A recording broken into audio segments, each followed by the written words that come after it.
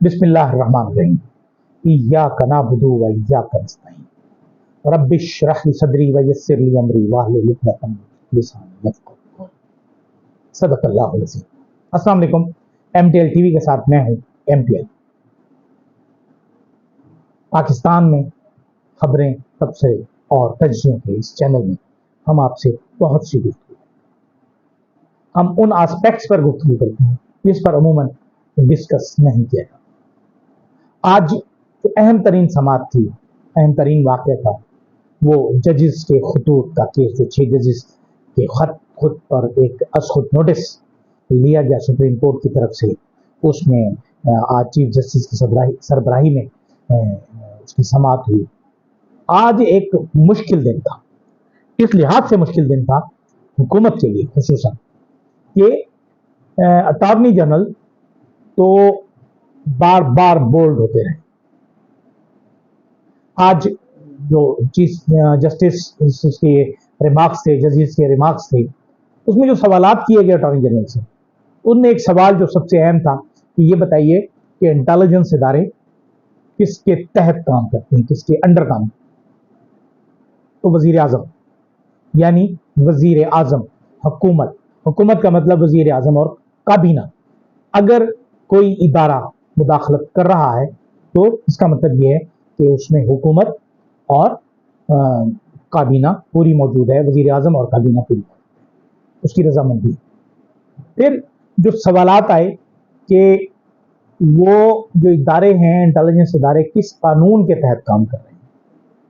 मादर पिदर आज़ाद तो नहीं है, लिहाजा वो कानून बताया जाए। तो अगली समात जो 7 तारीख को होगी, उसमें ये हुक्म दिया गया कि IB, ISI, इनके लिए जो जिन कवानीन के तहत ये इदारे काम कर रहे हैं, वो कवानीन पेश किए गए अदालत से।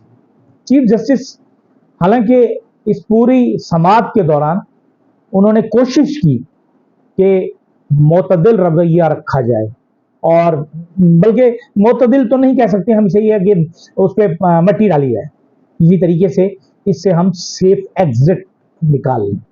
लेकिन दूसरे जजेस जो थे, जस्टिस अतर मिनल्लाह हो गए, जस्टिस नईम अख्तर हो गए, और जस्टिस जो मुख्तलिफ हैं, उन्होंने ये सवालात किए कि क्या ये कैसे हो सकता है। 6 रुकनी बेंच जो था, कि जस्टिस मंसूर अली शाह, जस्टिस जमात मंदुखेल, जस्टिस मुशर्रफ हिलाली, जस्टिस नईम अख्तर अफवान, इसमें जो सवालात आए कि ये कैसे हो सकता है कि हमारे जजेस को बाकायदा टारगेट किया जाए।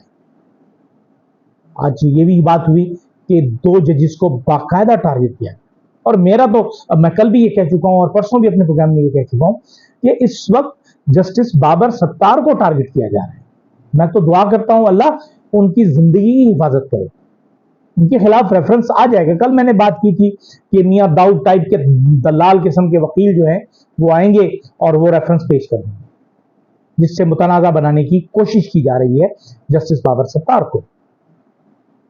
आज जस्टिस, हमारे चीफ जस्टिस काजी फायज ईसा ये बात भूल रहे थे, बार बार भूल रहे थे कि जिस वक्त उनके खिलाफ रेफरेंस आया, वो कहां से आया था, किसने भेजा था, हुकूमत तक कैसे आया था, वजीर आजम तक कैसे आया, काबीना तक कैसे आया, किसने दिया था, उनके खिलाफ सबूत बनाने वाला कौन था।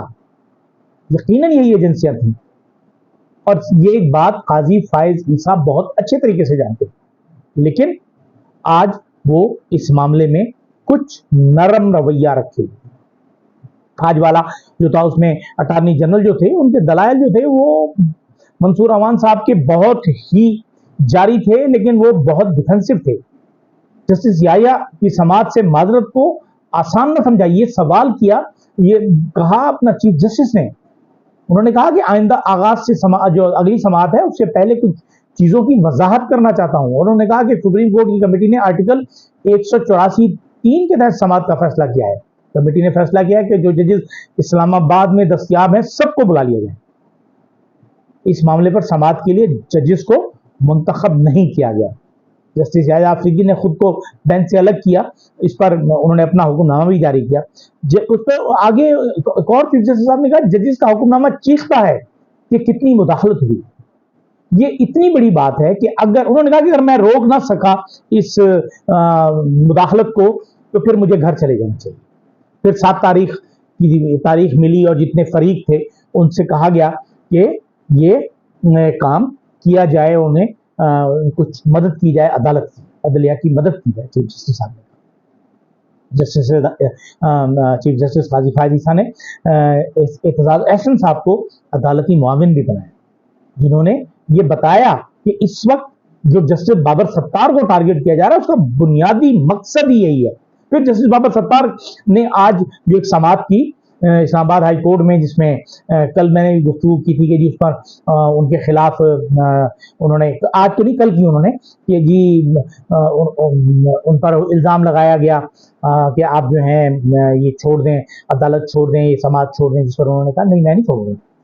ऐसी कोई बात नहीं है कि अगर एजेंसियों के खिलाफ, हुकूमत के खिलाफ कोई चीज़ हो तो जजों ने ही सुनना है ना, वो XYZ कोई भी जज हो सकता है।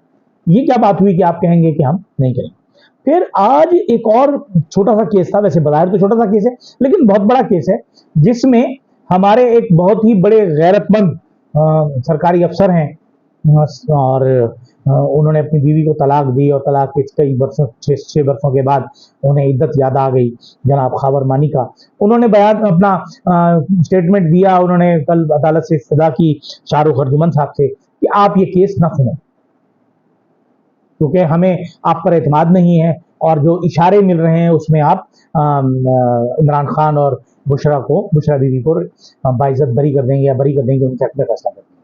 मतलब ये है कि अगर आपके हक में कोई फैसला आए तो वो जज ठीक है, अगर आप उसके बरखिलाफ कोई सबूत ना पेश कर सकें तो फिर वो जज ही तब्दील हो जाना चाहिए। खावर साहब, आप बड़े बाइज्जत आदमी हैं, बागैरत आदमी हैं, बात से बे ना बन जाए, लेकिन बहरहाल अल्लाह आप पर अपना करम करे, रहमत फरमाए। आपने अपनी आखिरत को बर्बाद किया है। आप एक इज्जतदार फैमिली के, आप पता नहीं आपको क्या हो गया कि 6 साल के बाद आपको ये चीज़ समझ में आई कि आप क्या करेंगे। अच्छा, फिर हमने कल बात की थी डिप्टी प्राइम मिनिस्टर के हवाले से कि क्यों बने। मेरा ख्याल ये है कि अब शहबाज शरीफ जो हैं वो वहाँ हुकूमत में 2 धड़े आपस में पैरेलल हो गए हैं। कल मैंने कहा था कि इसहाक डार जो हैं वो डिफेक्टो प्राइम मिनिस्टर होंगे और शहबाज शरीफ डिफेक्टो डिप्टी प्राइम मिनिस्टर बनेंगे। मतलब इख्तियारात जो हैं वो इसहाक डार इस्तेमाल करेंगे। और अब सुनीद ये है कि इसहाक डार से वजारत खारजा भी वापस ली जा रही है। देखें अब उस पर मियाँ मोहम्मद नवाज शरीफ कितनी मुज़ाहमत करते हैं। और सुनीद ये है कि अनवारुल हक काकड़ को वजीर खारजा बनाया जा रहा है। ये बात तय है कि अनवारुल हक काकड़ जो हैं वो कहाँ से आए हम सब जानते हैं। अब हमने जो मैंने अपने बिल्कुल शुरू के दिनों में जब फैसल वाउडा और ये चीज़ें जब बन रही थी और सेनेट बन रहा था, हमारा तैयार हो रही थी, सेनेट के मेम्बरान आ रहे थे, तो मैंने 4 नाम लिए थे कि जी मोहसिन नकवी, फैसल वाउडा, अनवारुल हक और औरंगजेब। अब 2 लोग तो इस वक्त तक आ चुके हैं, अब फैसल वाउडा और अनवारुल हक काकड़ साहब जो हैं उनके लिए तो वजारत खारजा का नाम लिया जा रहा है, क्योंकि वो चेयरमैन सेनेट नहीं बना सके, हमारी एजेंसियां जो है मुख्तदर हल्के हैं, अब उन्हें खारजा का महकमा तफवीज़ किया जाएगा। अब रह जाते हैं फैसल वाउडा। अब फैसल वाउडा कहाँ जाते हैं, वो किस जगह बैठते हैं? मतलब ये है कि शहबाज शरीफ की हुकूमत में 4 पिलर इस्टेब्लिशमेंट के हुए हैं। उनका अपना ग्रुप छोटा सा है और बाकी ग्रुप जो है मियाँ राना सलामुल्लाह भी आ रहे हैं मुसीब बन के, अपना इसहाक डार साहब भी मौजूद हैं। इस तरह एक ग्रुप मियाँ नवाज शरीफ का है जो शहबाज शरीफ पर एतमाद नहीं करते, क्योंकि शहबाज शरीफ ने मियाँ साहब की पीठ में छुरी घोंपी है।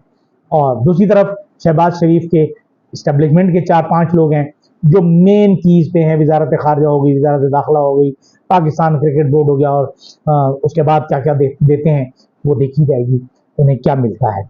लेकिन अब ये हुकूमत जो मियाँ मोहम्मद नवाज शरीफ साहब की को तो ना मिली, शहबाज शरीफ वज़ीर आज़म बन गए अपने भाई को रोनते हुए। अब देखते हैं कि वो खाली रोंदे जाते हैं या शहबाज शरीफ की कब्र बनती है और वो इस दुनिया से रुखसत हो जाते हैं, मतलब सियासत की दुनिया से रुखसत हो जाते हैं हमेशा के लिए। پتہ چلے گا. وقت بہت قریب ہے. اجازت دیجیے. اللہ حافظ.